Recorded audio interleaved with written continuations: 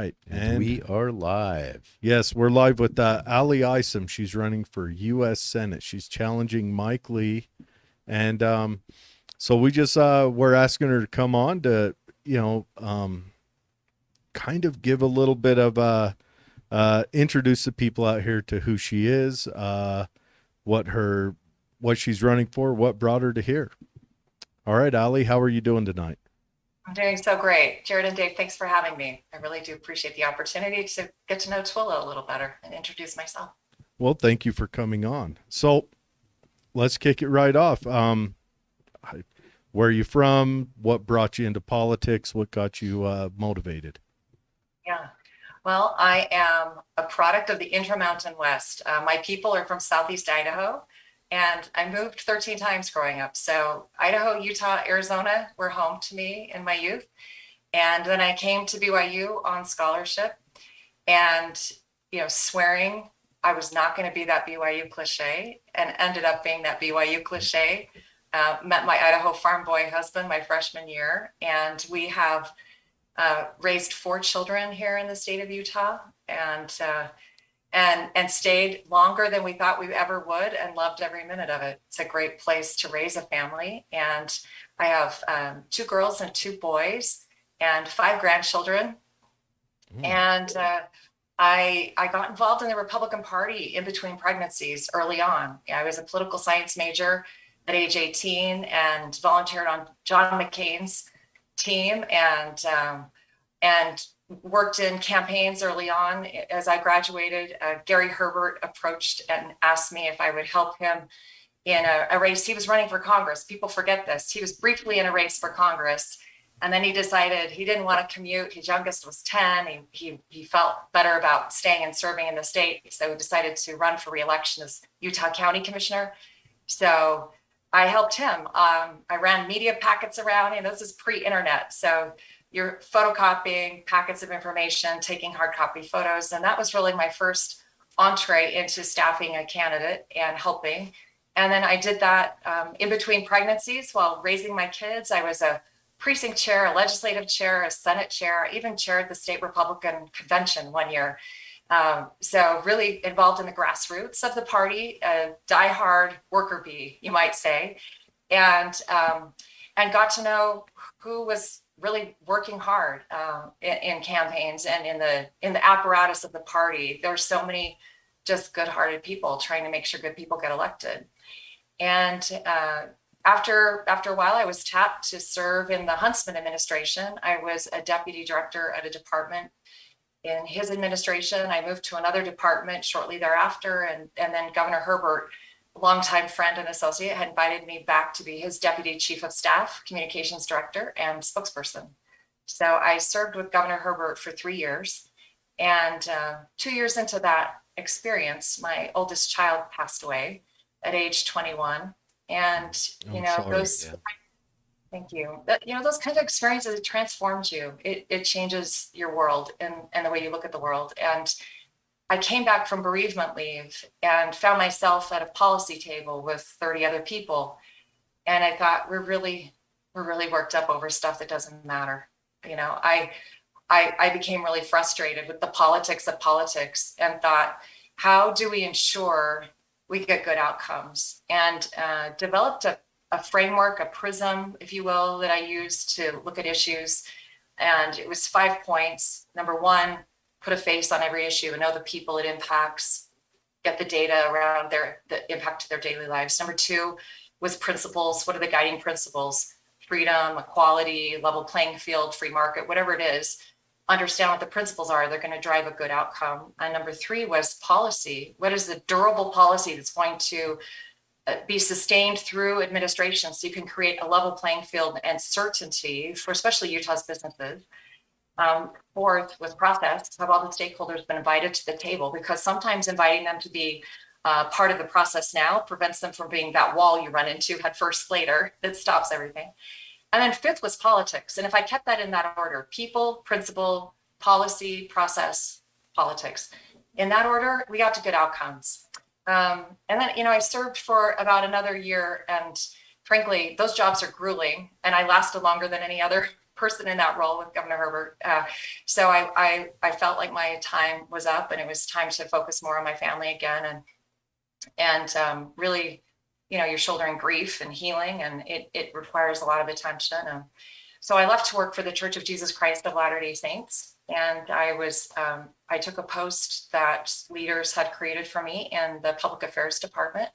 I was the director of family and community relations for 3 years. And I worked on a variety of issues, outreach into the community, interfaith issues. I worked on women's issues, LGBTQ issues, race issues, all the easy ones.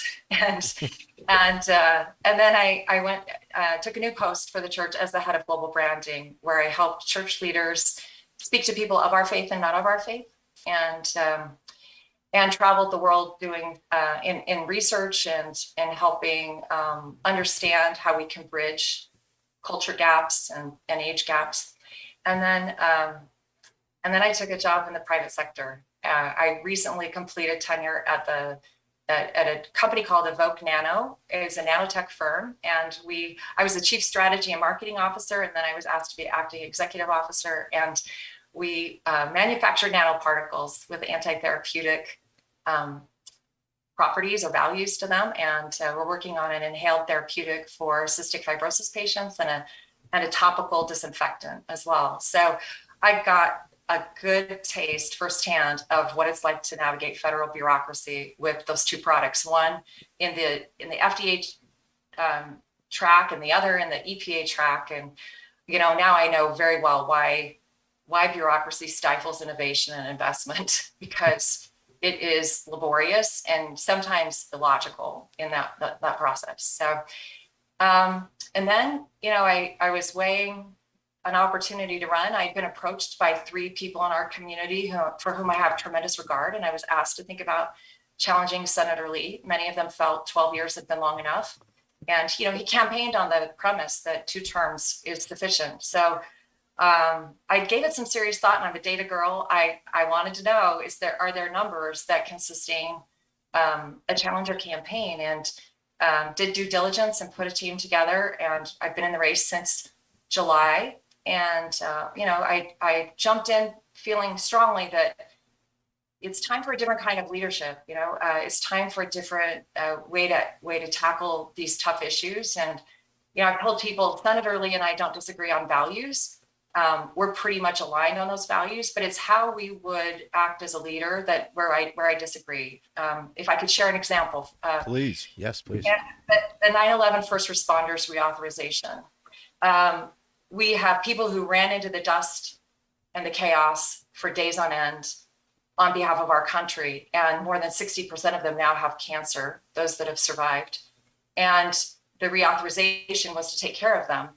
And I agree with Senator Lee that the budget and the debt is abhorrent. It's immoral how in debt this country is. I can't believe the word trillion just rolls off our tongues so easily. But I thought it's the wrong moment to make a point about the budget debt. And Senator Lee voted against that 9/11 bill because he wanted to make a point about the budget and the deficit. And I think it's more important to send a message, we've got your back, to our first responders, especially now. And given the chaos of the past few years, these folks need our full backup and support. And there are other times to make the point about the budget. So that's probably where I disagree with Senator Lee most often, is a handful of opportunities where I think the state would be better served by somebody with a voice that is more inclusive and toned down. I try not to use incendiary language. I think it's important that we find ways to the table together.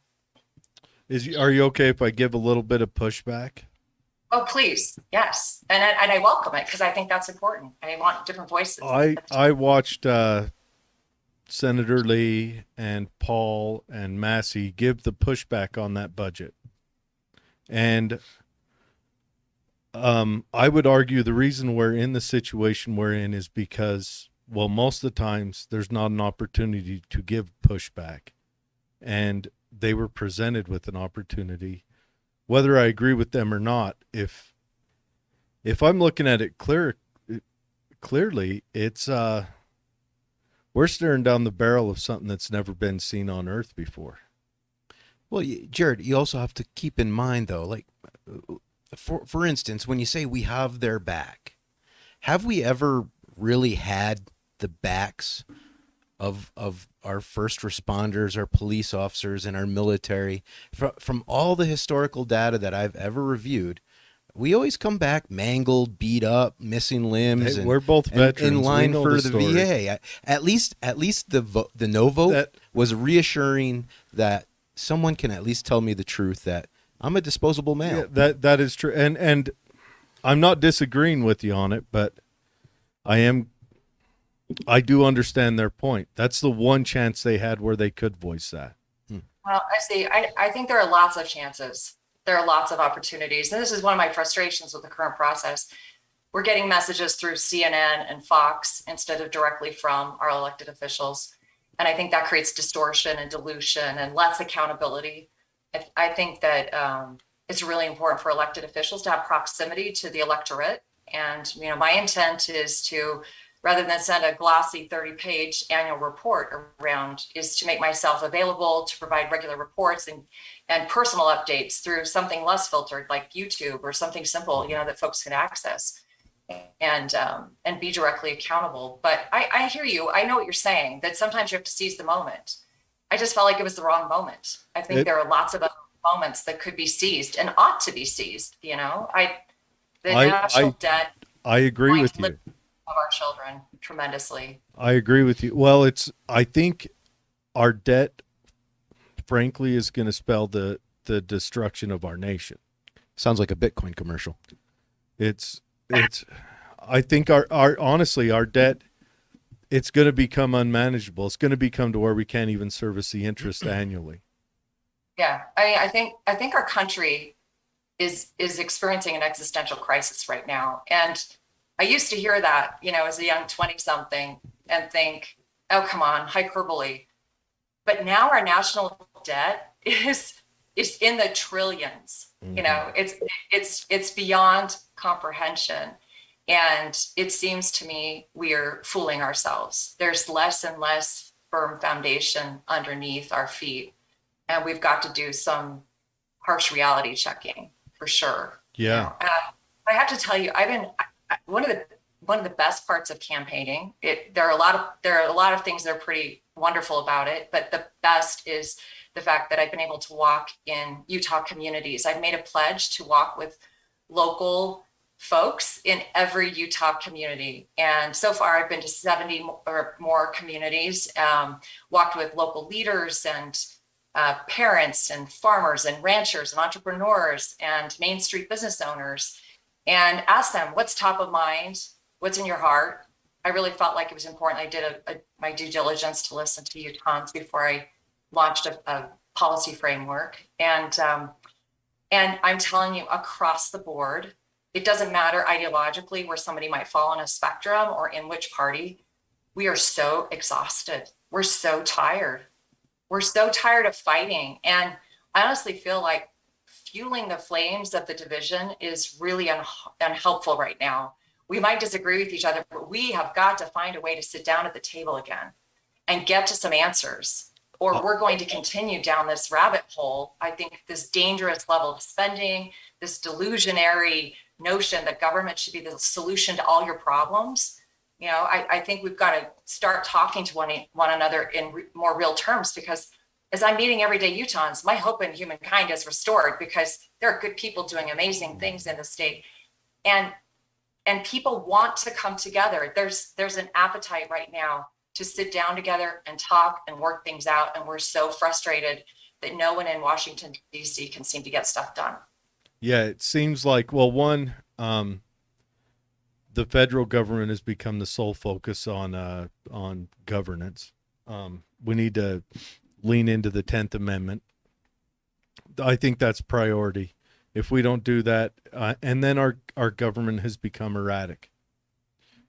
I'll tell you what, can you wake up any day of the week, not Sunday, and know exactly what our executive branch has planned for that day? Because they put out weird orders. It's usually a media event, right? Yeah, but they put out weird orders. Like Dave just brought one up where our dear leaders have put out uh, gender equality, or what is it? Stand by. President Biden and I released the first ever national gender strategy. Now, What is that? what is a national gender strategy? Why does that fall on our commander in chief's table or our vice commander in chief's table? Do you guys, did they forget, and this is a long time ago that this was forgotten, but did they forget what their job is? Not to try to steer a nation of 350 million people in a direction of what they think is right, but to keep those people safe. Governors are supposed to try to steer people. Mayors are supposed to try to steer people. I would agree with you that the government closest to the people governs best. And I think sometimes we make the same mistake in our own state where they want to make decisions on Capitol Hill that affect these local mayors whom I've been meeting with and who are frustrated because they pass these one size fits all solutions that they're not tailored. I mean, Paraguna is not the same as Francis, is not the same as Washington, Utah, or, Garden City. They all deserve the right to choose for themselves what those solutions look like. The fact that you're bringing up what came out of the administration today sort of illuminates a challenge we have, which is the culture wars are I think an enormous distraction right now from the core issues, and we've got to find a way to bend the dialogue back to the core issues about right-sized government, about accountability, about governance closest to the people, about ensuring that at the local level, you have as many tools and options, as much freedom as possible to solve your own problems. And that's where I think the federal government's primary role is. And we've had so much scope creep in the presidency. And I feel like Congress has, in some ways, relinquished its role to be a viable player to provide sufficient oversight into how things. I've got to ask a question. In what ways do you think they've retained their role? That'd be a much shorter list. It would be. It frustrates me that you've got the courts filling in when they think Congress has fallen short. I think a perfect example of where we fall short, and I'm not saying I have all the answers because I think answers are easy and convenient in this realm, but when it comes to public lands, we're watching one administration make a declaration and the next administration undo it, and the administration after that make it back, right? And that's so unfair, and it's so unstable and unpredictable for the local residents, businesses, all the players, in fact. And I feel like if you want to create a durable strategy, so if you go back to my 5 principles or my 5 prisms, and you think about the third one is policy. What's going to endure and be sustained across administrations. I feel like Congress has a responsibility to create durable policy in these really thorny decisions where you've got complexity and a multiplicity of stakeholders, right? So let's not keep governing by lawsuit. Let's not keep governing by whoever's sitting in the White House. Let's create something sustainable. We all loved the kumbaya of the inauguration. We're talking about unity. And then the next day, our chief executive slugs us in the ribs with 35 executive orders. But his 35 executive orders were a response to the last guy's executive orders that were a response to the last guy's executive orders, right? And you understand, you understand why they do it, but it's a terrible way to make policy. It's terrible. Well, and it's our fault. Yeah, that's why I feel like Congress should step up. Those issues need to be resolved with durable congressional solutions. They're just not taking the time to get everyone at the table and get agreement. Well, it's the voters' fault because we've paid only attention to the executive race. That's it. So we've given them the power. When the president gets more votes than your mayor, you've given him the power. So true. It's so true. You've leveraged it over. How come everybody in this county knows who the president is? How many people know who our senator is, or our congressman, or our state senator, or and that's where we get lost. People don't know who their legislators are. I can tell you that, having walked the state. Yeah, and it's made us an economic schizophrenic. It seems like the person who provides the most entertainment value wins the vote. So it becomes more of a contest rather than who has a better policy, who has better capabilities. We should start having like a game show for the elections. Oh, please, no. I mean, you've stumbled onto a point that I think was something I was less aware of before becoming a candidate. And please don't ever call me a politician, because I think politicians tell people what they want to hear, not what they need to hear. I want to be a statesperson, right? I want to be a leader. But it has been a little bit surprising to me that there is this expectation that I'll somehow be an entertainer as well as a public servant, that I should come with a shtick, you know, that provides good comedic relief, or, you need a sick dance move. Well, oh, please don't, because I can tell you, like, my dance moves are like junior high, 8th grade. I mean, they've never advanced. So I'm 5'11", so it's not graceful. It's not pretty. But I feel this pressure, like people want me to entertain them, and instead of understand them. And that troubles me a little bit. So it's been an adjustment. And I wonder, tell me more about, when you say people seem obsessed with the presidency, what do you think it takes to help them see beyond the personalities? You want my honest opinion? I do. We've got to revamp our education system. It has to start when they're young. How old were you when you learned what the executive versus the Senate and the House versus the legislative versus the judicial branch did? Yeah, I was probably 6, watching the School of Rock on Saturday. But they didn't really teach you that much then either. They didn't. Where nowadays, I mean, you see it all the time. People drop a meme saying, why does Utah, with the population of this, have the same amount of senators as California? Yeah, people don't understand. They don't understand that the Senate are the states, and also the government screwed us. I mean, they put Senate in by popular vote.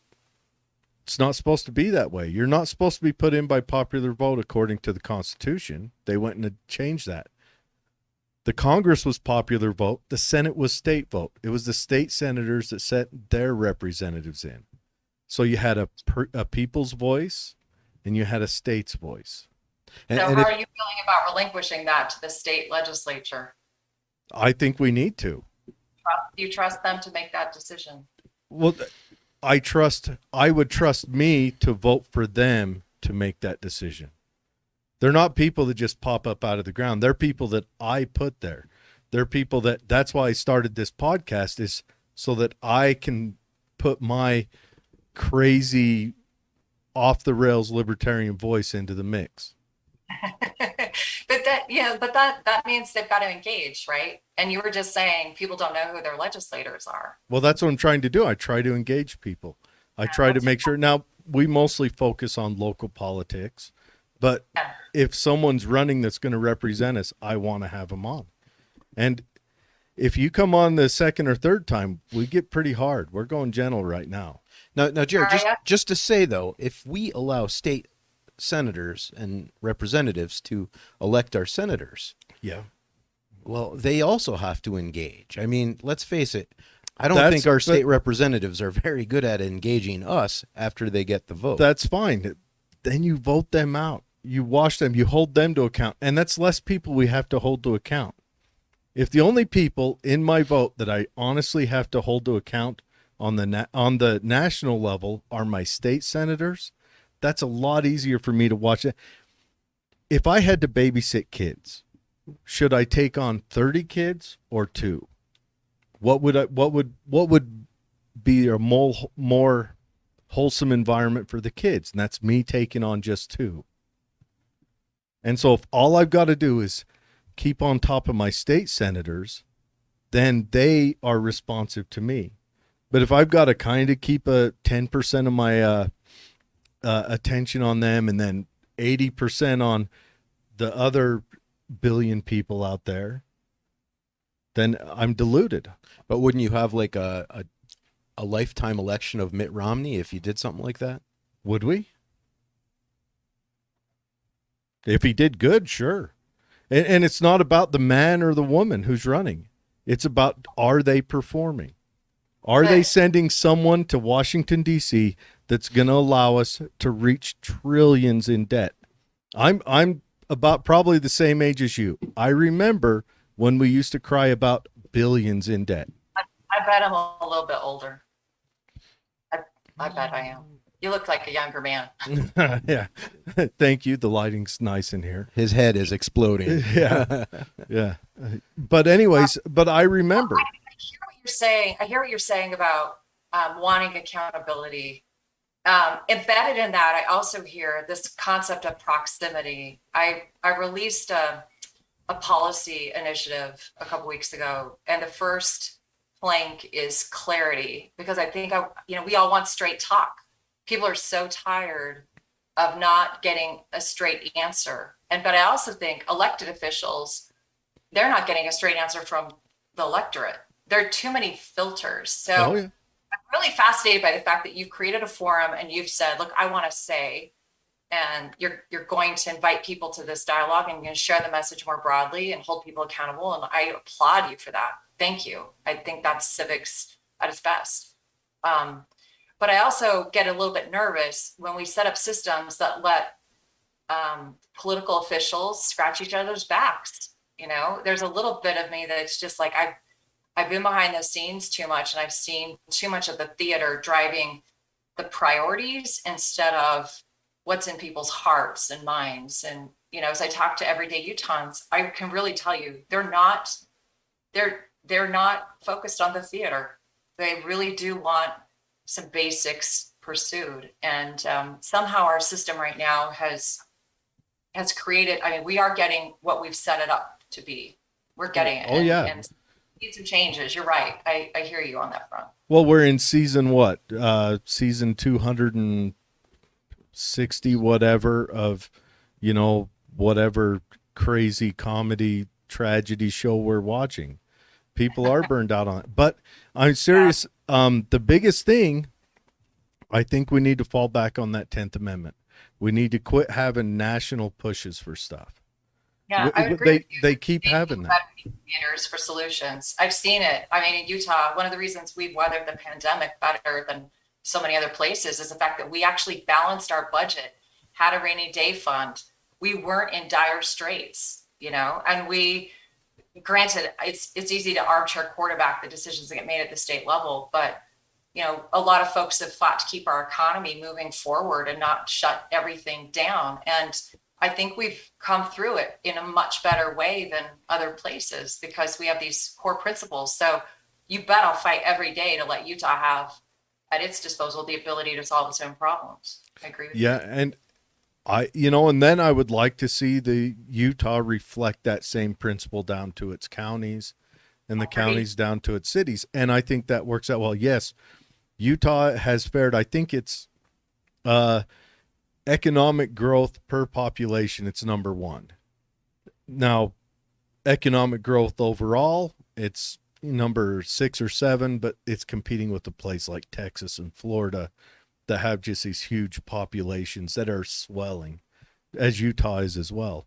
I think moving in because of Utah's values. They're looking free from these other places they've lived.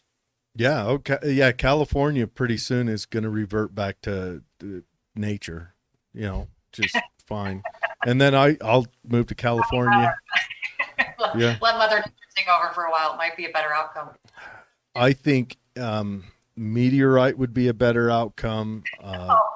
Volcanoes, locusts, anything compared to what California is doing. California is what happens when government takes over total control. And it's a good example of what not to do. It is. It is.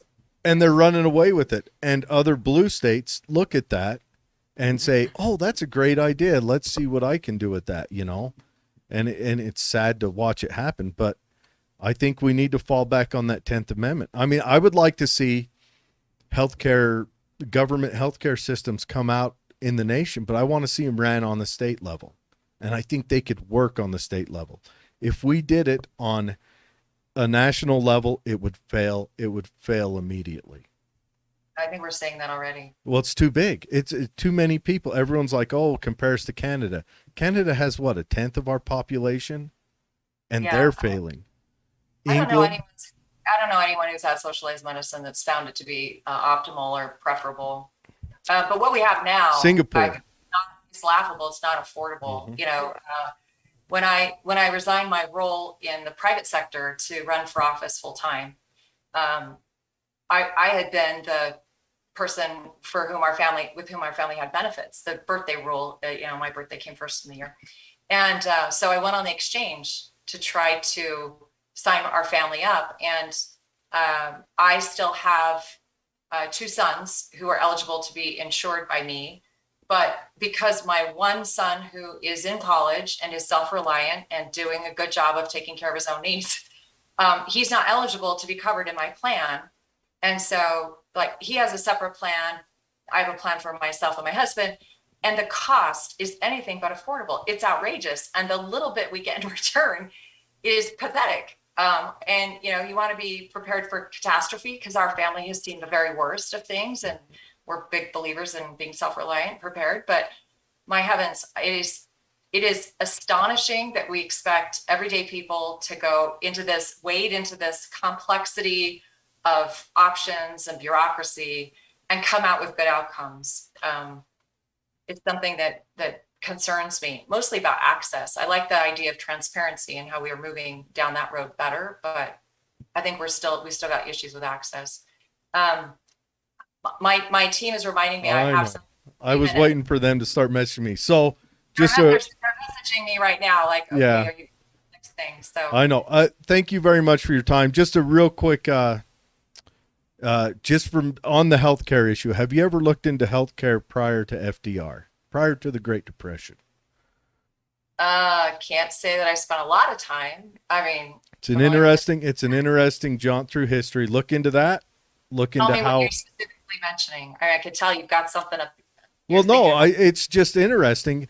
Healthcare used to be affordable and it used to be managed. You know, the Rotary clubs that used to manage your healthcare, and it was affordable. And now anytime government gets involved in anything, please, if you win, please never get involved with beer, because I like to be able to afford to drink it. Okay. Or Dr. Pepper should not be regulated either.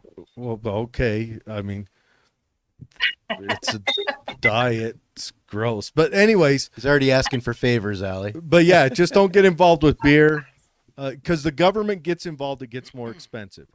Even if look at what it did to college education, and look at what it's done to healthcare.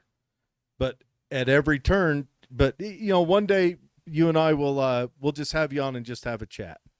But thank you for coming on. I like your message. If you win, take that fire with you. And Allie, if you do not win, there's always a second senator to go up against in a few more years. So make sure you don't put the dates on your signs. I'm only saying. I hear you. Do you technically, would you have to primary Romney? I don't know that he's going to run again. Nobody's sure. Well, I'm wondering, would you have? I mean, you guys aren't from the same political party, so would you guys have to? That race is a long way off, and this is the race I'm supposed to be. I know. I'm just kidding. That was just a sad excuse for a joke where Romney's not a Republican. That's why you're only allowed so much time on the show, Allie. Yeah. But anyways, thank you very much. The longer you stay, is that what? Yeah. What's that? Do you lose a sense of humor the longer you stay on the show? Is that what you're telling me? No, it's just that my jokes are that bad and you're sober. So, but anyways, thank you for coming on. If you ever need to get a message out, please feel free to reach out. Even if it's just a quick one, we can pop you on. Hey, thanks. Jared and Dave, it was really a pleasure to meet you and chat with you for a minute. You too. Good luck. All right. Y'all take care. See ya. Bye.